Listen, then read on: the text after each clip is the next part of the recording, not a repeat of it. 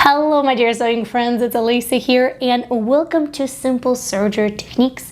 It's a video series where we explore a lot of what your serger can do so that way you can make the most out of it and really explore its full potential.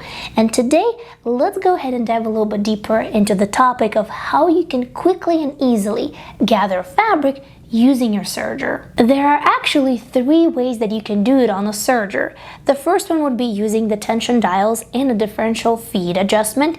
The second one would be doing it manually by pulling one of the threads. And the third one would be by using a specialty foot. Today we're going to explore two methods out of the three that I've mentioned. Those are the simplest ones that don't require anything extra like a specialty foot. First, I find it really useful if you thread your serger with colorful thread, because that way you can see which thread is responsible for what, and then of course grab a big pile of fabric scraps to practice on. And then in this technique, we're not going to be touching any needles. We're also not going to be removing a stitch finger. We are, however, going to play with tension over here and with differential feed, which is the one that we're going to start with. Now, differential feed is responsible for how evenly or unevenly these two feed dogs will push the fabric through your serger. Your knob might be located somewhere else on your serger, so definitely take a look in your manual. But a lot of times these knobs will also feature little markings to help us sort of remember what setting does what. So here you see if I push it to number 2, then it will gather fabric. 1 is the sort of standard setting for regular serging, and if I lower it to 0.7, you can see the marking indicates that the fabric is going to be stretched. In this case, as you might have guessed, we want it to be on number 2. If you're only going to adjust differential feed but leave everything else as is, you're only going to get very soft gathers that are most likely going to disappear as soon as you stretch the fabric. So let's take a look. This technique is great when you need to ease one pattern piece into another, like for example a sleeve, or when you're sewing with a really stretchy knit. This will prevent those wavy seams. In order to get more pronounced gathering, we also need to adjust the tension on the needles. So let's crank it up all the way up to 6 on the left and on the right needle and give it another try.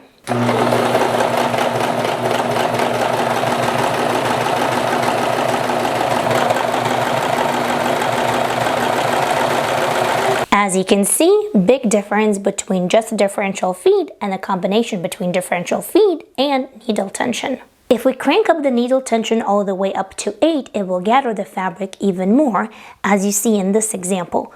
All of these fabric scraps have been cut to the exact same length, and you can see the difference between all 3 tries.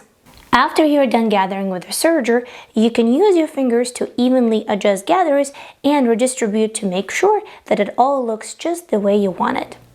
If for whatever reason you're a little bit hesitant to adjust tension dials on your serger, you can still gather using the second method.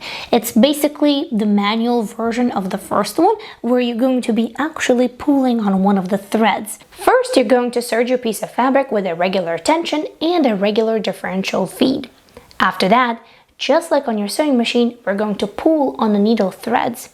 Now I find that pulling on both of the needle threads, the orange and yellow one in my case, is a little bit difficult. So if you pull just on one, it goes a little bit easier. As a result, you're going to gather your fabric, but take a look, it really distorts the entire seam and the edge of the fabric.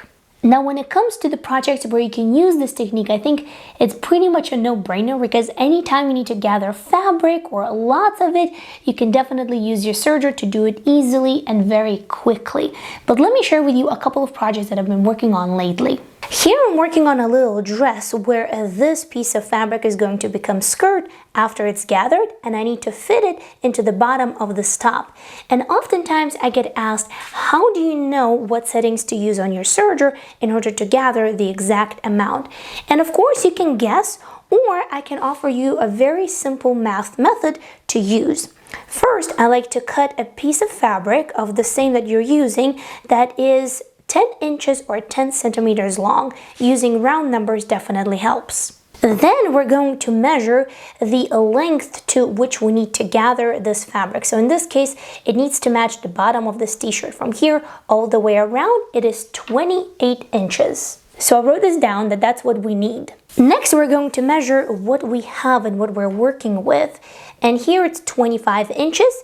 It's 2 layers, so that is 50 inches. And as you have noticed, I like to gather when the side seam isn't sewn just yet because that is way easier.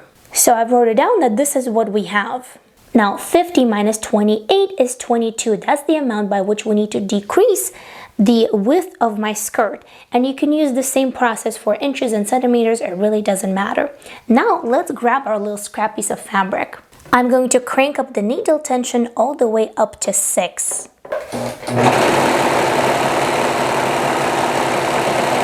Now this is what we have. We know that we have started with 10 inches, a round number. Now we need to measure what we have gathered it to. In my case, the new total equals to about 6 inches. So 10 minus 6 will be 4. There are 5 tens in 50, so I'm going to take 4 and multiply by 5, which is going to give me 20, which is close enough to the total amount that we need to reduce.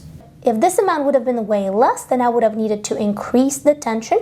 If this amount would have been way more, then I would need to decrease the tension of the needles. As a rule of thumb, I do find it easier to let out the gathers if needed. So instead of cranking it up to 6, I'm actually going to set my needle tension at 7. Once I'm done, as expected, I need to let out the gathers just a little bit. For that, make sure that you leave a decent enough serger tail. Now all that is left to do is sew the side seam and then of course attach the skirt to the top. Here's another example of a little dress that I was working on. The ruffle on the bottom is attached using exactly the same method. As a quick reminder, you can use this method on both fabric types, knits and wovens.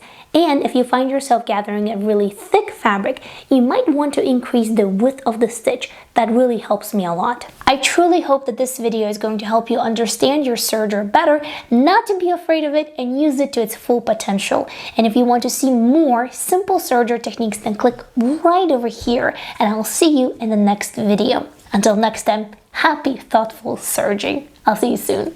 Bye!